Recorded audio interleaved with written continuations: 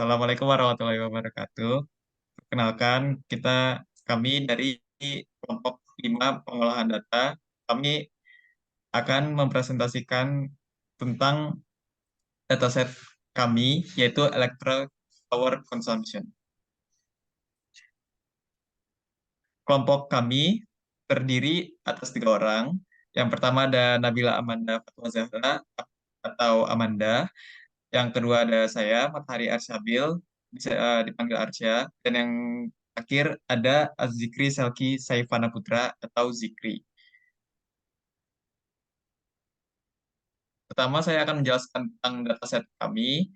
Dataset kami berjudul Dataset Electric Power Consumption, berisi informasi tentang penggunaan atau konsumsi listrik dalam periode tertentu di wilayah Tetouan, yaitu di Maroko pada tahun 2017.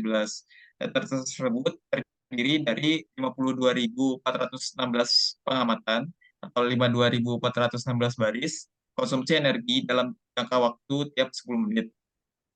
Setiap observasi dijelaskan lebih lanjut pada 9 kolom fitur, yakni date time, temperatur, humidity, wind speed, general diffuse flows, zona 123, zona 123 consumption. Jaringan distribusi listrik didukung oleh 3 stasiun zona, yaitu Kots, Semir, dan Bousafou. Berikut adalah peta dari ketiga jaringan listrik tersebut.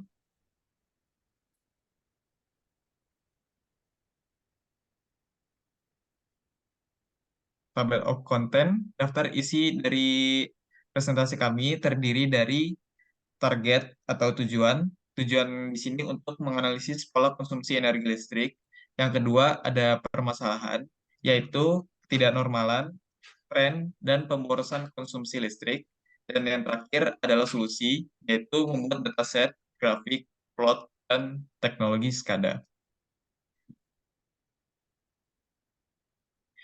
Namun, apa itu SCADA? SCADA atau Supervisory Control and Data Acquisition System Amendis adalah sistem kendali industri berbasis komputer. SCADA itu berfungsi untuk mengontrol atau mengelola konsumsi energi oleh warga.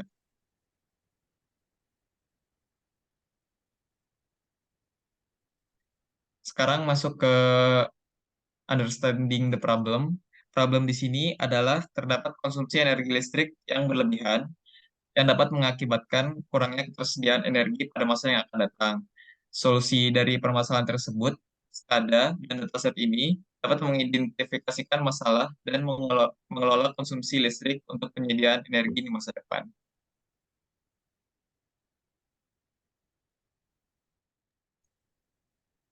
Baik, untuk selanjutnya itu ada data understanding.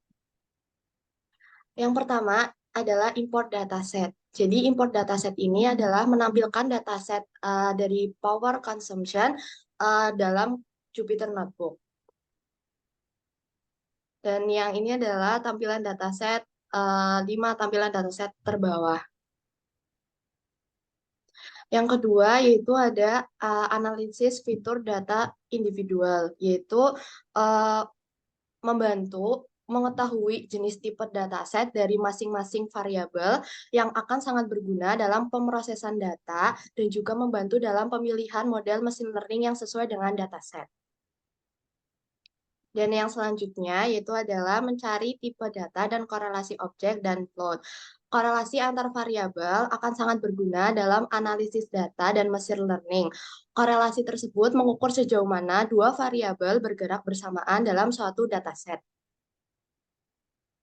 Dan yang selanjutnya yaitu mencari korelasi setiap kolom dengan setiap kolom lainnya. Hasil dari korelasi antar variabel yakni matriks korelasi sesuai pada gambar tersebut. Matriks korelasi tersebut dapat membantu dalam memahami hubungan antara variabel dalam dataset. Korelasi positif menunjukkan bahwa ketika satu variabel meningkat, yang lain cenderung meningkat juga. Akan tetapi untuk korelasi negatif menunjukkan hubungan sebaliknya. Yang selanjutnya yaitu ada analisis deskriptif statistik.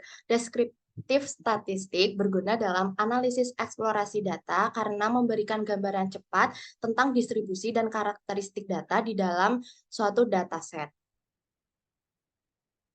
Untuk selanjutnya yaitu ada data visualization.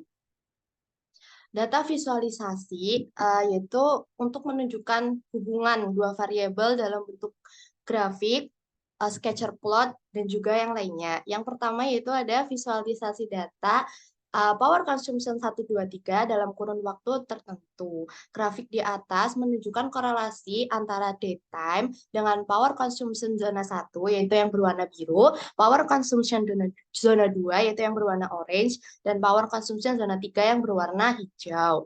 Pada grafik tersebut, kami tidak menggunakan seluruh data time pada dataset kami karena keterbatasan tempat. Dan yang kedua yaitu ada visualisasi data korelasi antara temperatur dengan power consumption di zona 1.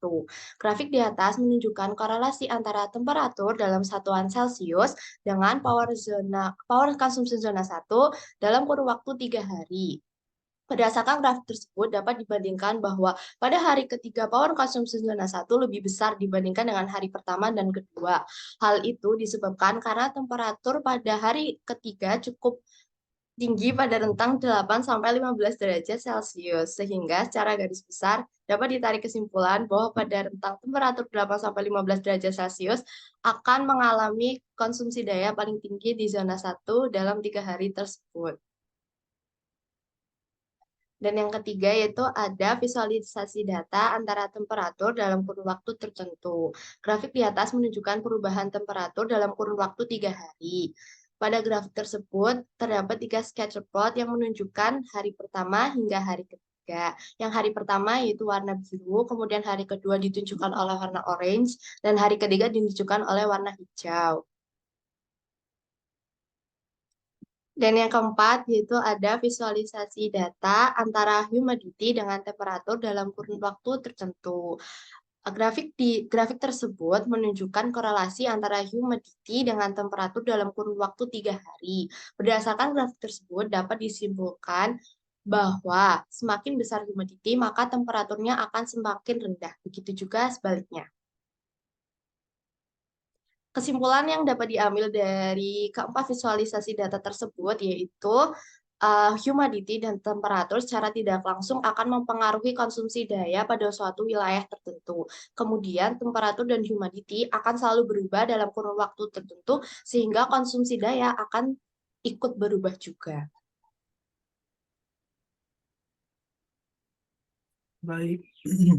Baik, selanjutnya itu adalah data cleaning. Jadi pada dataset kami sebenarnya tidak perlu terlalu banyak data cleaning karena pada dasarnya data sudah bisa dikatakan bersih.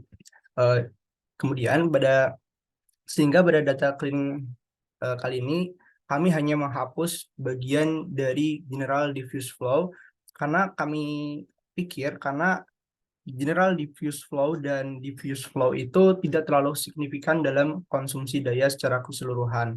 Sehingga alangkah lebih baiknya kita akan menghapus data kolom dari general diffuse flow dan diffuse flow. Kemudian pada bagian sini juga kita akan melihat tampilan kelima data indeks awal dari data yang sudah dihapus. Kemudian selanjutnya kita mengubah indeks di data frame. Di sini kita akan melihat data frame dengan indeks dari daytime. Di sini juga bisa dilihat temperatur, humidity, dan wind speed pada tanggal 1 bulan Januari 2017. Kemudian kita akan masuk ke bagian machine learning.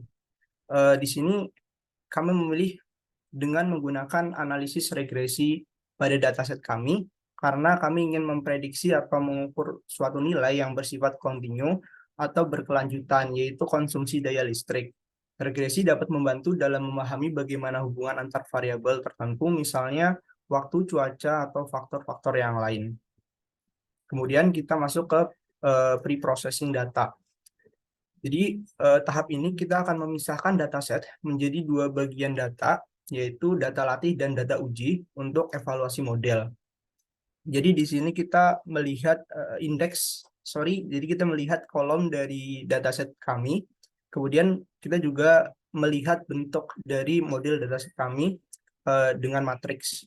Kemudian preprocessing selanjutnya yaitu kita akan melihat model prediksi data dengan array. Kemudian kita juga melihat data dari indeks ke-0 dan data model dari indeks ke-0 dan data model juga dari indeks ke-0 di bagian Y. Kemudian masuk ke bagian pemilihan model.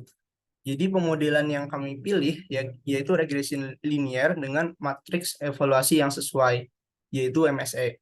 Jadi MSE ini nantinya akan mengukur sejauh mana model statistik cocok dengan data yang diamati. Atau dalam artian lain, MSE ini mengukur seberapa besar perbedaan antara nilai yang diprediksi oleh model dengan nilai yang sebenarnya dari dalam data. Didapatkan nilai MSE dari dataset kami yaitu 2810,37.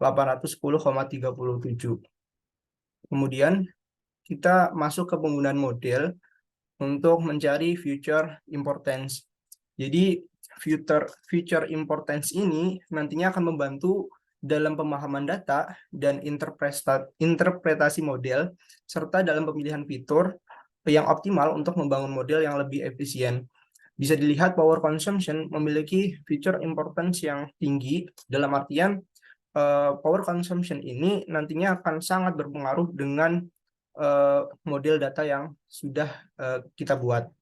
Selanjutnya, kita melakukan penggunaan model dengan mulai melihat indeks awal dari data yang ada, yaitu temperatur dan power consumption. Jadi kita akan menggunakan dua data ini untuk pembuatan regresi.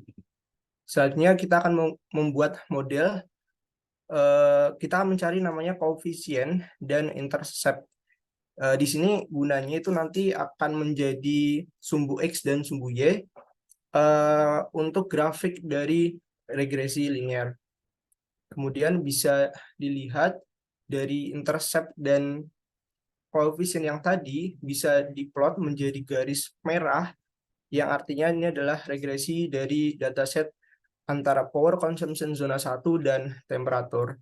Jadi bisa dilihat dari regresi linear di atas dapat dilihat bahwa semakin tinggi temperatur pada suatu daerah, maka konsumsi daya listriknya pun juga akan semakin meningkat. Baik, terima kasih. Kurang lebihnya kami mohon maaf. Kami akhiri. Assalamualaikum warahmatullahi wabarakatuh.